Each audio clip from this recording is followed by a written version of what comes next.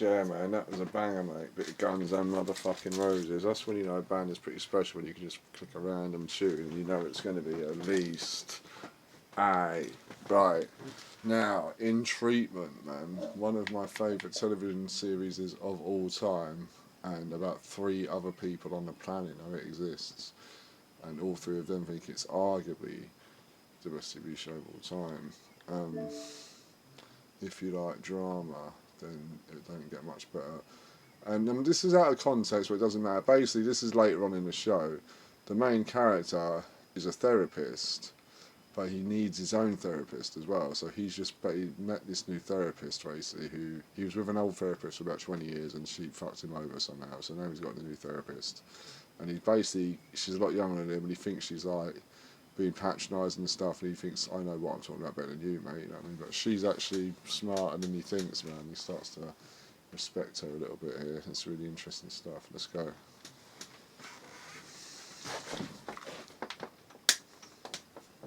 Now it's 5:53. We really need to stop. 5:53. How would 10 a.m. Monday morning work for you? I can't do it. I have a patient. All right. How about Wednesday at 1? I'm seeing the neurologist, and then I've got at 3 o'clock, at 4 o'clock, at 5 o'clock. I actually have a practice where I routinely go 5 or 10 minutes over if necessary. You're seeing another neurologist? Yes, I am. About the Parkinson's. I don't understand why you can't be just a little bit more flexible. I mean, think about it. I've just lived through one of the worst moments of my life. I've got a patient who potentially could hurt somebody. Again, if you believe and we've that. only had a half an hour session. We've only had half a session. Because I left my kid in Baltimore. The traffic was insane. Paul. And why are you so fucking rigid? You've got an enormous amount going on right now, and I would really like to help you see your way through. But whenever I dare ask you to look at yourself or your patterns of behavior, you get angry. You raise your voice, you get impatient, and I think deeply afraid. You do anything you can to push our relationship past its prescribed time and purpose. You ask me to be your colleague, your supervisor, your life partner, anything except for what you came to me for, to be your therapist, to get me to challenge you, to look at yourself. I don't think you realize just how paralyzed you've become. It took you weeks to speak to your son, and only after a real crisis forced you to do it. You have an inability to act decisively with one of your patients despite the fact that you say you're genuinely concerned for him.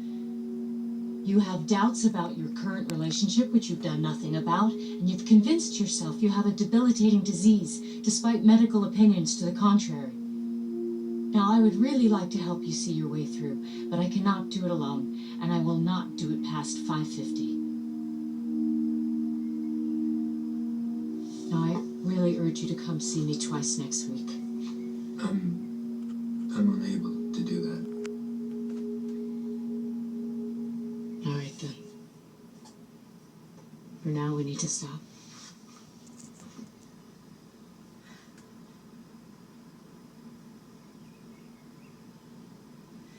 Are you so paralyzed you're unable to stand up?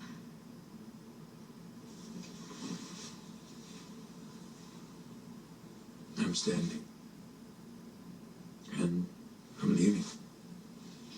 Your pills?